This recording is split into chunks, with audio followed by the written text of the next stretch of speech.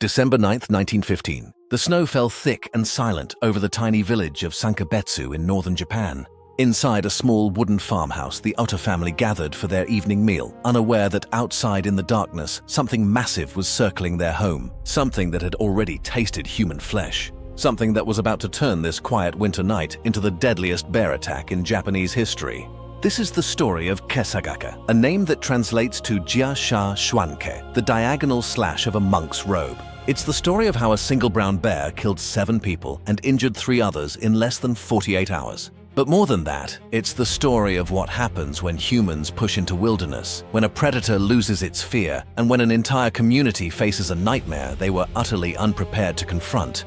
Sankebetsu was a frontier settlement on the island of Hokkaido, Japan's northernmost territory. In 1915, it was a place of pioneers, farmers who had left the crowded cities of mainland Japan to carve out new lives in the untamed forests. They built their homes from timber. They cleared land for crops. They lived surrounded by wilderness that had belonged to the Ussuri brown bear for thousands of years. These bears, close relatives of the grizzly, could weigh up to 550 pounds and stand 8 feet tall. The settlers knew they were there, but attacks were rare. The bears usually avoided humans. Kesagake was different. In early November 1915, a massive male bear began appearing near the settlement. Locals estimated he weighed over 750 pounds, extraordinarily large even for his species. He had a distinctive scar across his face and was missing several claws, likely from previous encounters with hunters. He wasn't foraging, he was watching. He began raiding the settlers' corn supplies, breaking into storage sheds, destroying winter food reserves. The villagers tried to scare him off with noise, with fire, with warning shots. Nothing worked. If anything, he grew bolder. What they didn't know, what they couldn't have known, was that this bear had learned something dangerous. He had lost his instinctive fear of humans, and in early December, during a hunt, he had been wounded by a rifle shot. The injury wasn't fatal, but it left him unable to hunt his natural prey effectively. Just like the Champawat tiger, Kesagake was about to make a terrible calculation. On December 9th, the bear entered the settlement in broad daylight and attacked the Ota family's home. Aba Mayu, a pregnant woman, was alone with her infant son when Kesagake smashed through the wooden wall of the house. There was no warning. The bear grabbed Mayu and dragged her outside into the snow. Her screams brought neighbors running, but by the time they arrived with farming tools and hunting rifles, it was too late. The bear had taken her into the forest. The men of Sankebetsu organized immediately. They grabbed whatever weapons they had, old hunting rifles, axes, farming implements, and followed the drag marks and blood trail into the woods. What they found destroyed them. Mayu's body lay in a clearing, partially consumed. The bear had fed and then buried the remains under snow and branches, a caching behavior that meant he planned to return. This was no longer a nuisance bear. This was an active man-eater. The men set up watch over Mayu's body, hoping to ambush the bear when he returned. But Kesagake was smarter than they anticipated. While they waited in the freezing forest, he circled back to the village. That same night, he attacked a second house, the Miyoki residence, where several families had gathered for safety in numbers. What happened next became the stuff of nightmares that would haunt Sankebetsu for generations. Around 10 p.m., Kesagake crashed through the window of the Miyoki home. Inside were 9 people, including several children. The scene that followed was chaos and carnage. The bear went after the children first, perhaps because they were smaller, easier prey. He killed Yayo Miyoke, age 34, almost immediately. Then he grabbed Kinzo Miyoke, a 6-year-old boy, and began to drag him toward the shattered window. The adults in the room fought back with everything they had. They attacked the bear with fire pokers, with kitchen knives, with their bare hands. But a 750-pound brown bear is a force of nature. One swipe of his paw could shatter bones. His jaws could crush a human skull. Several people were injured trying to pull the children away from him. In the melee, the bear killed 3 more people. Mikio Miyoke, age 3, Hisano Miyoke, age 66, and Iwao Miyoke, age 4. 3 children and 2 adults, dead in a single attack. 3 more were badly mauled. And then, as suddenly as he had appeared, Kesagake withdrew into the night, dragging one of the bodies with him. The survivors were traumatized beyond description. They had fought a bear inside their own home.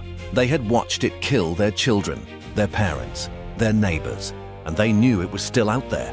By the morning of December 10th, the entire region was in crisis. The military was notified. Professional hunters were summoned from across Hokkaido. A man named Yamamoto Heikichi, one of the most experienced bear hunters in Japan, was tracked down and brought to Sankebetsu. He was their last hope. Yamamoto arrived to find a village in shock. The survivors told him stories that seemed impossible. A bear that broke into homes, that hunted humans deliberately, that showed no fear. He examined the attack sites, the massive paw prints in the snow, the destruction. And he understood immediately that this was an exceptional animal. Kesagake wasn't acting on instinct or defending territory. He was hunting. On December 14th, 5 days after the first attack, Yamamoto and a team of hunters finally cornered Kesagake in the forest near the village. The bear was feeding on one of his cached victims when they found him. Yamamoto's first shot struck the bear in the chest. Kesagake charged. The second shot hit him in the head and the massive animal finally fell. When they examined his body, they found a bear in his prime, estimated to be around 10 feet long from nose to tail, weighing at least 750 pounds, possibly more. His stomach contained human remains. The wound from the earlier hunting incident had healed badly, leaving scar tissue that would have made catching salmon or deer extremely difficult. Like so many man-eaters throughout history, Kesagake had turned to humans out of desperation, then discovered we were easy prey. The final death toll was devastating for such a small community. 7 people killed, 3 seriously injured. The psychological toll was even worse. Many families abandoned Sankebetsu entirely. The settlement never fully recovered. Today, there's a shrine at the site, memorializing the victims and preserving the story of what happened that winter. The Sankebetsu incident changed how Japan related to its bears. It shattered the belief that brown bears were shy, reclusive animals that would always avoid humans. It led to new protocols for dealing with problem bears, for protecting settlements, for responding to wildlife conflicts. The incident was so traumatic that it became embedded in Japanese culture, referenced in literature, in film, in cautionary tales told to children. But perhaps the most chilling aspect of the Sankebetsu incident is how modern it feels. This wasn't medieval Japan. This was 1915, the era of electricity, of automobiles, of modern firearms. And yet, when a single determined predator decided to hunt humans, all of that technology meant nothing. Families were slaughtered in their homes, a community was terrorized, and it took days to stop one animal. Kesagake's mounted remains are displayed in the Hokkaido Museum, his massive form preserved as a reminder. Looking at him, you can understand the terror. This isn't a cartoon bear or a zoo animal. This is an apex predator that weighed as much as 3 grown men, with claws like daggers and jaws powerful enough to crush bone. The Sankebetsu incident reminds us of an uncomfortable truth. We share this planet with creatures that can kill us. In our modern, urbanized world, it's easy to forget that. We see bears as symbols, as mascots, as tourist attractions. But to a pioneer family in 1915 Hokkaido, bears were neighbors, powerful, unpredictable, and occasionally deadly. The victims of Sankebetsu were ordinary people who had simply been trying to build new lives on the frontier. They didn't deserve what happened to them. And Kesagake, in his own way, was also a victim of habitat loss, of a hunting injury that made survival impossible, of the collision between human expansion and wild spaces. On cold December nights in Hokkaido, old-timers still tell the story of Kesagake.